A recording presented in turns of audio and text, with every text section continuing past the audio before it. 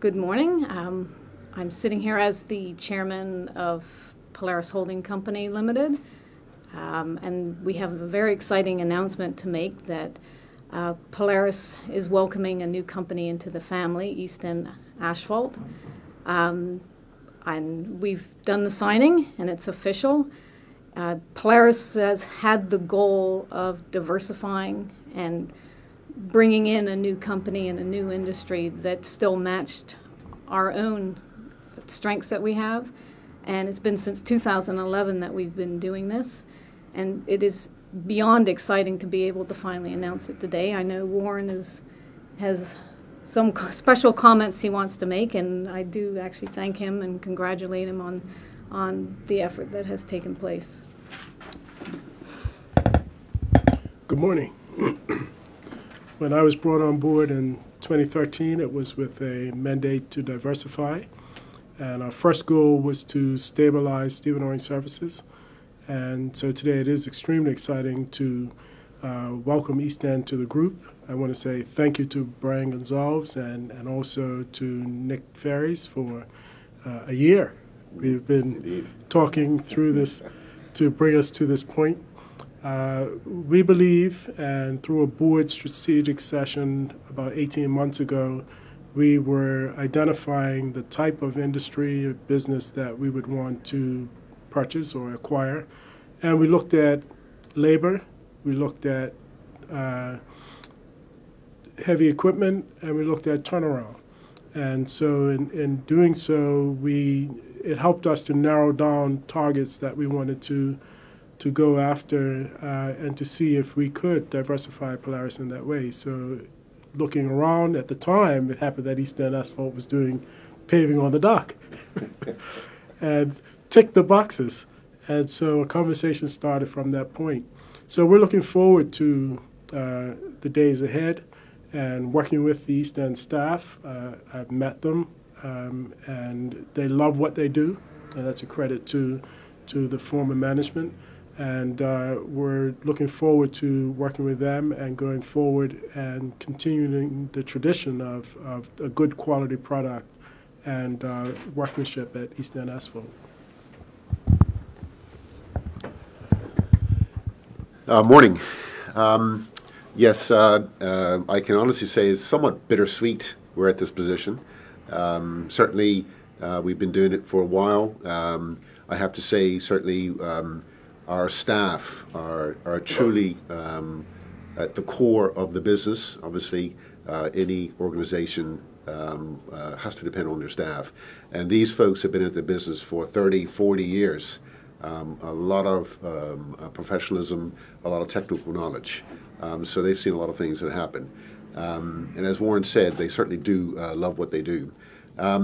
We were approached by Polaris, as Warren said, about a year ago, and it was at the right time to consider this. Certainly, Polaris is a very strong company, and we know that Polaris will take East End Asphalt further beyond where they are. We decided to sell simply because the East End group of companies are focusing on a different industry. And that's technology. So you would have heard of Blue Wave, you would have heard of East End Telecom, two-way radios, GPS, that sort of stuff. And that's who we are now, and certainly that's who we want to focus on, what we want to focus on going forward. But again, certainly want to thank Polaris for their efforts with the sale as well, and certainly our staff. You know, we're going to miss them. We've grown very attached to them over the years. So very good people down in East End Asphalt, definitely. Thank you. Questions? Can you speak to what drew you to East End Asphalt? As I said, looking at Stephen Owing Services, we believe our strength is working with labor, heavy equipment. And we're looking to stick to our strengths and looking at East End Asphalt, heavy equipment, labor. Those things, for us, there were some synergies. And so it made sense. It was out of a conversation with with Nick Ferries that we started down this path, and we're glad to see it to a conclusion. A lot of different opinions about concerning the local economy. Mm-hmm. What makes Polaris confident to go out and purchase a company? Well, I was out for a drive. This will sound funny, but I was out for a drive with my wife one day, and because we were thinking about East End Asphalt, I started just to pay attention to where I was driving, and everybody. There are very few people in Bermuda who do not have a driveway. And so looking at it, we thought, and the only company in the country that does it, for us it was a no-brainer from that standpoint.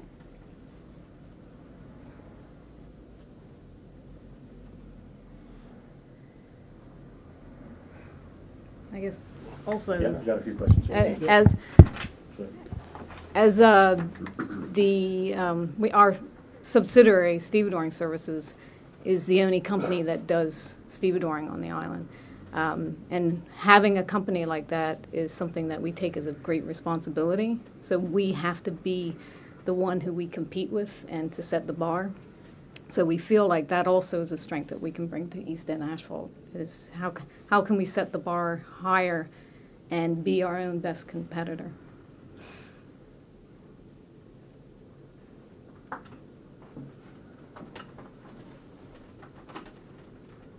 Colonel, Questions? with East End Asphalt being such an exclusive brand and company that appears to be quite busy, why would the East End Group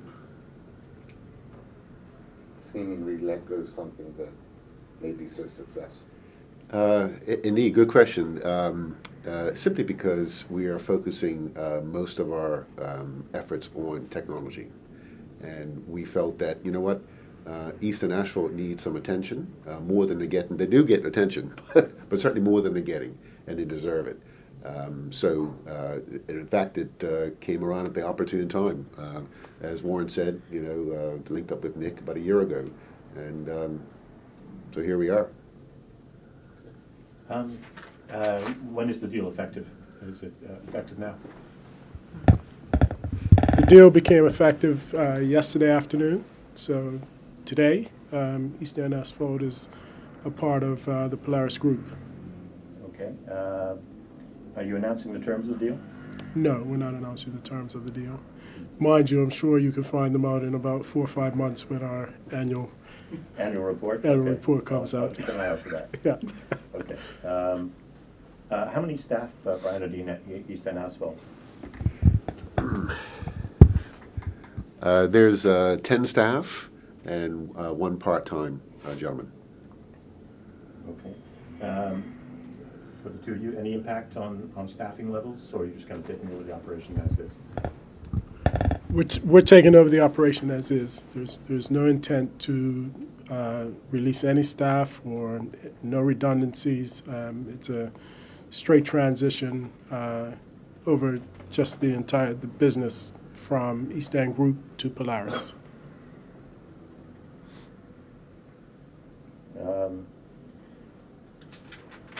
You said you've been on the hunt to broaden your portfolio since you came in. Sometimes it's organic growth and sometimes it's inorganic. It seems awfully opportunistic to look out the window and see somebody paving and think, oh, hang on. Was it a kind of a light bulb moment? Was it one of those, or did you have it in mind already? No, we didn't have East End in our mind already. We were, as I said, it was November that we had a strategic, November 2017, we had a strategic retreat with the board. And shortly after, I think December or January, somewhere in that region, East End Asphalt started work on the dock. It might have been March, actually. February, March, to be a year. It was February, March, in that point.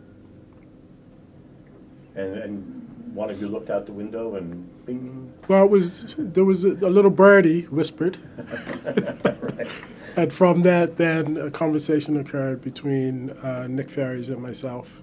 And we started serious discussions from that point. I think going back to the early part of your question, in 2013 when I came on board, our focus was not on diversification. Whilst that was the mandate I was hired under, the focus was Stephen Oring Services and addressing needs within Stephen Oring Services. So I would say it was probably 3 years after that, 2015, 2016, that we started to seriously look at diversification. Okay. You say it took a year to come together. Was that a series of discussions that were ongoing, or did you have a talk and then break and then have a talk and then break? Seems like a long time. Well, we started with a discussion, and then in principal terms, back and forward, and of course there's time between that, and certainly there's been disagreement along the way, which is part of the process, and so natural move through the process. Certainly no transition would be smooth sailing, but there was never a time when there were not discussions going on. There was never it wasn't put down at any time. It just was a complex deal to bring through. Indeed. And of course, business has to carry on as well. As I said, business has to carry on. So you have this potential deal, but then we have to run the business. And I think in theory why, even under the best of circumstances, which I think this actually has been a very pleasant and cordial conversation, a year is quite fast. It's surprising how fast it goes. So.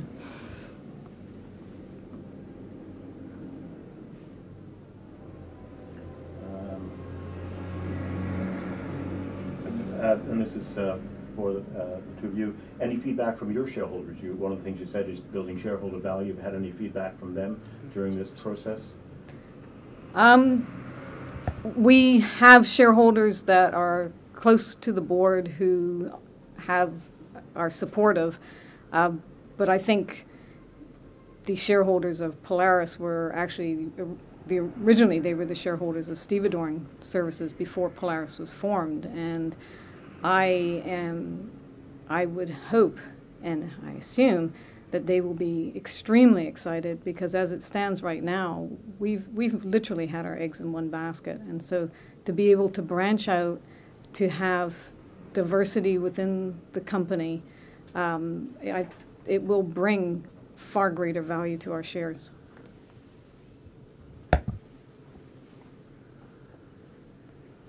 Polaris now has East End Asphalt under its belt. Are you still shopping? Well, we're sensible shoppers. We don't. It's good. I think rapid expansion and taking off more than you can chew is always extremely unwise. We take it very seriously, this acquisition, whenever you have two company and two different cultures that you're having to bring together.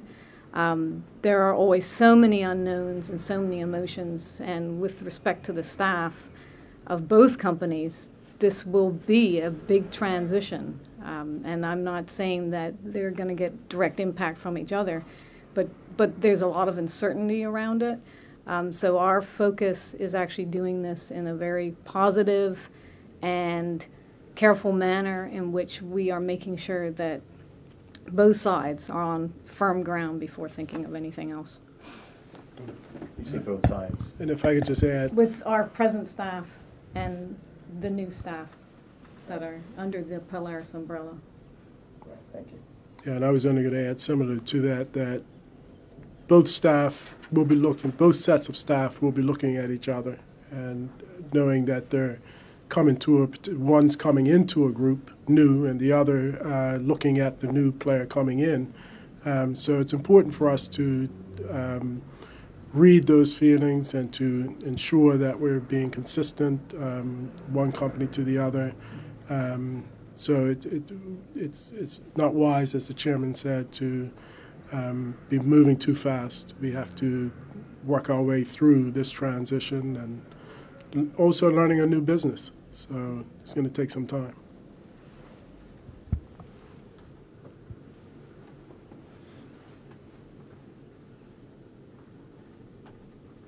if I heard you correctly, you were saying that Stevedoring Services is the only game in town, and East End Asphalt is the only game in town. Is that when you're looking for acquisitions going forward? Are you looking for those kind of dominant market positions? It's tempting to just say yes, but yeah. Well, you can do that.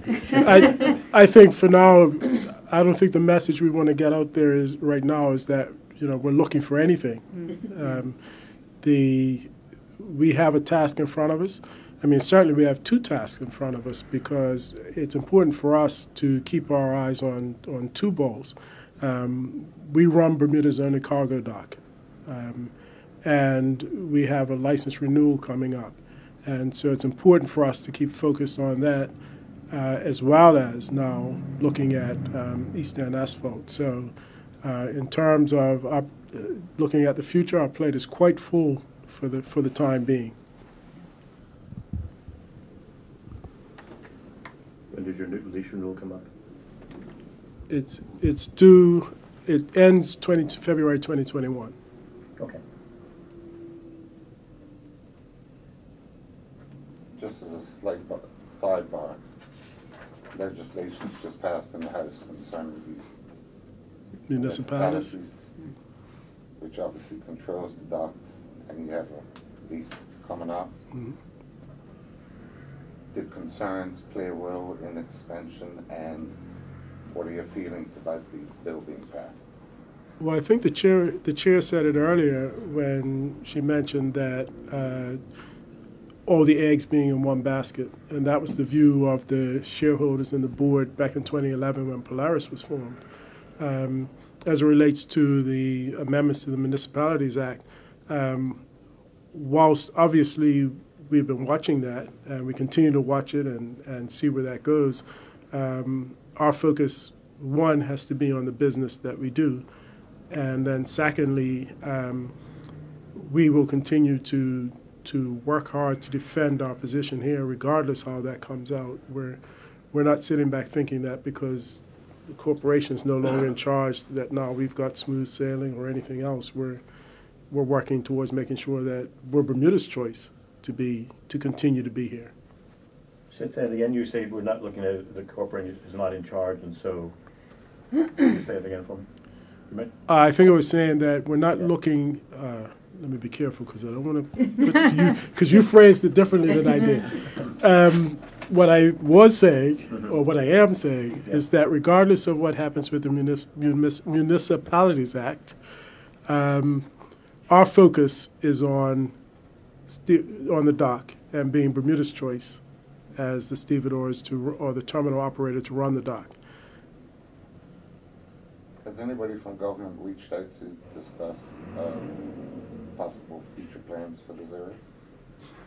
There's always discussions in terms of certainly we ensure that we keep close contact, whether it's with the government when the Municipalities Act came up and even before that, through various means, because, as I said, we are responsible for a key piece of Bermuda's infrastructure. So certainly we're on the Emergency Measures Organization. We keep contact with the minister responsible for the municipalities. We keep contact with the Minister of Works and Engineering, those ministries that are key to what we do. Transport, all of them. Do you have any possible options in mind if the new Crango decides they want to take this land to do something else with it? Do we have options in mind? Certainly. Whatever they do, we expect to be the terminal operator running the dock. There will always be a port, whether it's here or somewhere else. So our expectation is to be the terminal operator. And that's no matter where. And that's our focus, defending our position. Wherever, not necessarily doesn't mean that it's here, but if it's here, that's great, as long as we're here. And not just with the cargo port, but our vision is to be the terminal operator on all three ports. I guess that's the piece you could put to expansion. We certainly pursue that all the time. So you say in all three ports you're talking about good. Hamilton, St. George's, and Dockyard, and Morgan's Point. Make it 4. Okay. And who's running those now? Well, there isn't. The way the ports are set up, St. George's, Morgan's Point, and Dockyard are free ports, and where anyone can operate on those ports who has a terminal operating license. And there are several entities in Bermuda, including us, who do. But Hamilton is an exclusive port. We're the only port operator for the Port of Hamilton. Okay. Thank you for that. Okay. Yeah. Thank you very much. Thank you very much. Appreciate it. Thank you.